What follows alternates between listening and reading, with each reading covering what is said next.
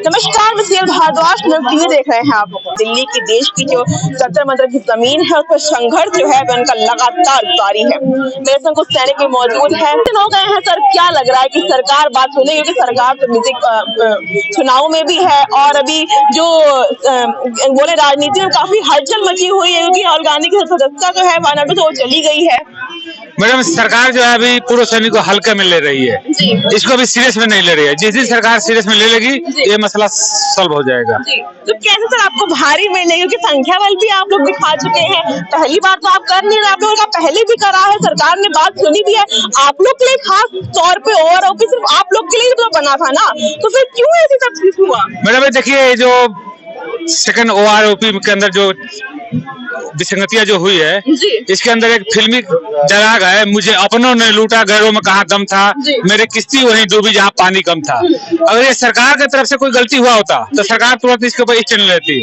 सरकार के जो विश्वासीय अधिकारीगण है कुछ, उनके वजह से सरकार जो है अंधकार में रह करके ये जो OROP का जो फैसला सुनाई है, इसके ऊपर सरकार ने फैसला सुना दिया है।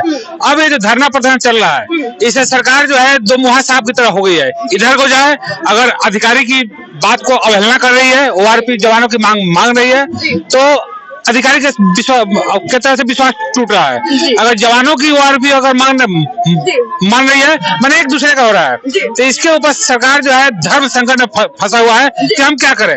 अधिकारी का बात मानते हैं तो जवान बेरुख होते हैं, अगर जवान का बात मानते हैं तो अधिकारी बेरुख होते हैं। तो इसके ऊपर सरकार कोई अपना फैसला करेगी, उसके ऊपर अपना डिसीजन लेगी, क्या करना है। संख्या की बात करिए, आपने खाली 3% अधिकारी होते हैं जो आपने खुद ही कहा है, और 97% जो संख्या है वो आप लोग की। सरकार को मेन बात तो आपके खिलाफ है, बात आपकी बननी चाहिए। बिल्कुल भारी तो आपका ही है। बिल्कुल 97% हम हैं, तो 97% वालों को सरकार को बात माननी चाहिए।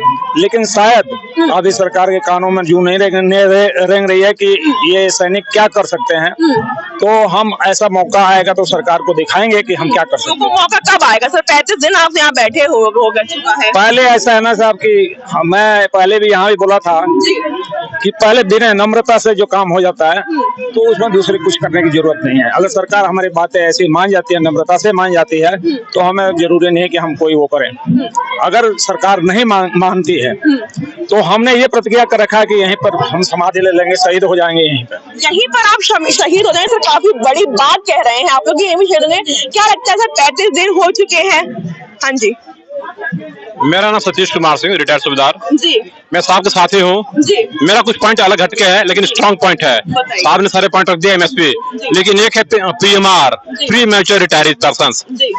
भारत सरकार ने government of India ministry of defence letter का जो निकला था 7 नवंबर 2015, 4 जनवरी 2023 और 20 जनवरी 2023 में उन्होंने लिखा है कि those persons who have retired on 1 June 2014 and onward on own request they are not entitled for OROP। ये बहुत बड़ा अन्याय है। क्यों अन्याय है? और उसमें उन्होंने एक आर्मी रूल लिखा है कि इस आर्मी रूल में जो रिटायर हुए हैं उनको OROP नहीं मिलेगा। तो मैंने अपना डिस्चार्ज बुक देखा, जब देखा डिस्चार्ज बुक, ये आर्मी रूल लिखा हुआ है, आर्मी रूल 13(3)(1) पैरा 1B, मतलब कि ये प्री मैच्योर रिटायरमेंट में आ गए।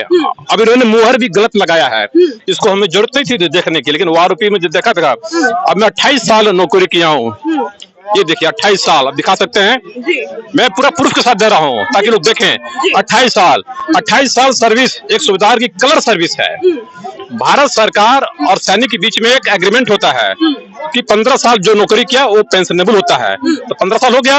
अब रैंक वाइज सिपाही के लिए 15-17, नायक के लिए 22, हौलदार के लिए 24, नायक सूबेदार के लिए 26, सूबेदार के लिए 28, ये हो गया कलर सर्विस। उसके बाद एक्सटेंशन पीरियड 2 साल, तो एक्सटेंशन पीरियड उसकी मर्जी, वो नौकरी करे या न करे, वो अनविलिंग करता है।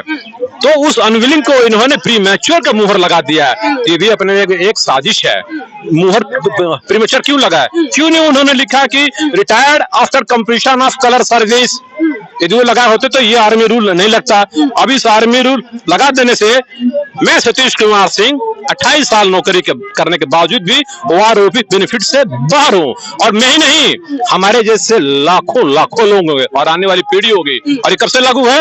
1 जुलाई 2014 से। उसमें साफ लिखा हुआ है। बहुत से यूट्यूब चलाने सरकार आई थी।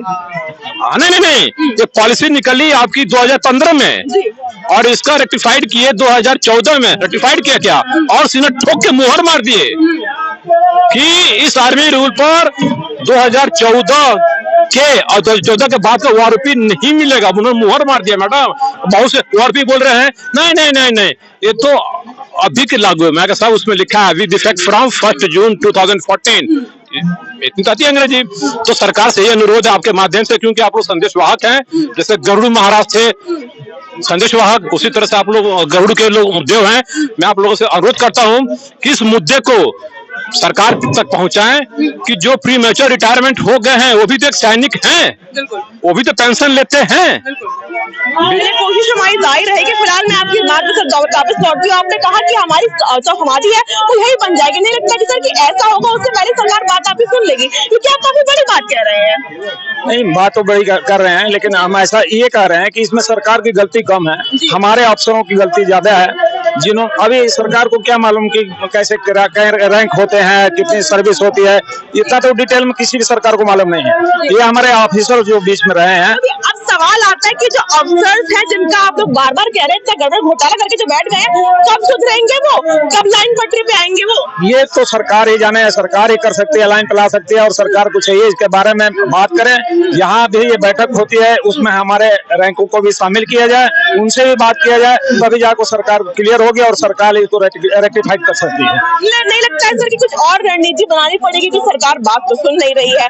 अफसर जो है वो गड़बड़ घोटाला करके जो बैठे हुए हैं अधिकारों में, आपका उन्होंने खुद गड़बड़ करा हुआ है। देखिए मैडम, पहले जो हमारे जो 97% था वो अफसर के साथ में था। हम लोग का पूरा विश्वास था कि अफसर जो भी डिसीजन लेंगे वो सबका भला सोच करके लेंगे। लेकिन ये जो ओआरओपी 2 का जो आया है, जो जनरल सतीश साहब के अगुवाई में जो हुआ है, तो जनरल सतीश साहब ने इतना बड़ा विश्वासघात किए हैं कि पूरा मलाई अफसर मान ले गए और नीचे जो दही का तरी होता है जवान जैसी को छोड़ दिए। इसके अंदर जो छिड़काव है सिपाही रंग तक कर दिए। ओआरओपी 3 में तरी भी ना मिले आपको? नहीं मैडम, ऐसा कोई वो अभी समय हमारे पास में है। अगर ऐसा कोई सरकार का वो लगता है तो 2024 में सरकार बदली होगी। ये तो पूरे सबको पता है। अगर सरकार जैसी जवान की आवाज को सीरियस नहीं लेती है तो आगे अभी 2024 चुनाव आ रहा है, इसका परिणाम सरकार भुगतेगी। सर आप कुछ कह रहे थे? मैं ये कह रहा था कि ये जो आप बोल रहे थे कि हो सकता है कि तरी भी ना मिले, नहीं मिली है, हम माइनस में गए हैं। जैसे काफी जेसीओ जो हैं जिनका मतलब 31,000 रुपए बेसिक पे वो किया है, जबकि ऑलरेडी उनका 32,614 है। तो 1,614 रुपए का बेसिक में उनको घाटा लग रहा है अभी भी। तो पूरे जो था आपने जो कहा वो पूरी मलाई अफसर खा लिए हैं, बाकियों के लिए कुछ नहीं बचा है। मलाई खा के अफसर डकार भी चुके हैं। अब तो बात सुन ले आपकी, अब तो कुछ सरकार से गुजारिश लगा दे।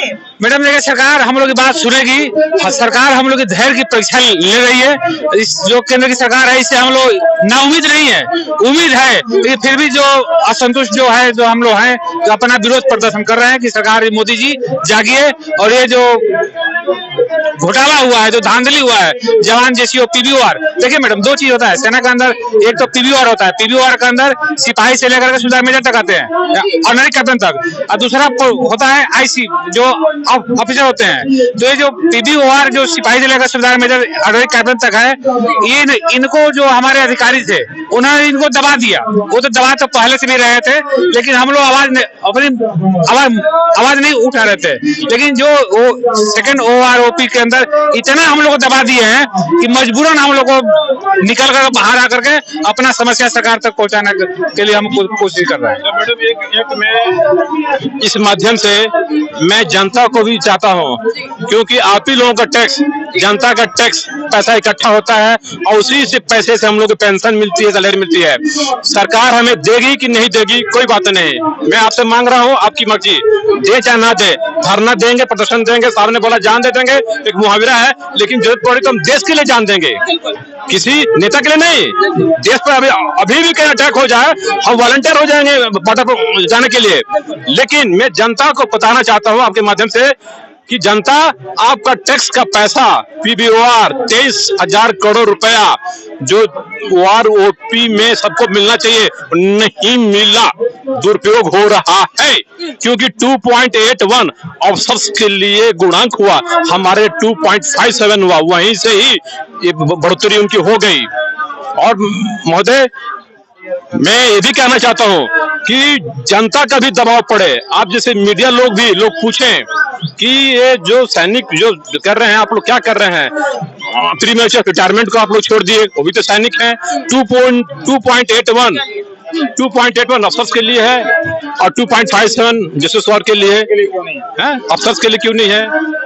तो समस्या वही है सारी। हालांकि यही मेरे देश के जो है वीर सैनिक है जवान कह रहे हैं कि बात कुछ भी हो, सरकार से हमें थोड़ी बहुत निराशा है, लेकिन आशा भी है कि कहीं ना कहीं जो सरकार है वह हमारी बातों को जरूर सुनेगी। हालांकि सरकार थोड़ी बहुत अनदेखी तो हमें कर रही थी, 35 दिन हमें लगातार धरना प्रदर्शन के हो चुके हैं। क्या कुछ होता है? हमारे साथ धन्यवाद।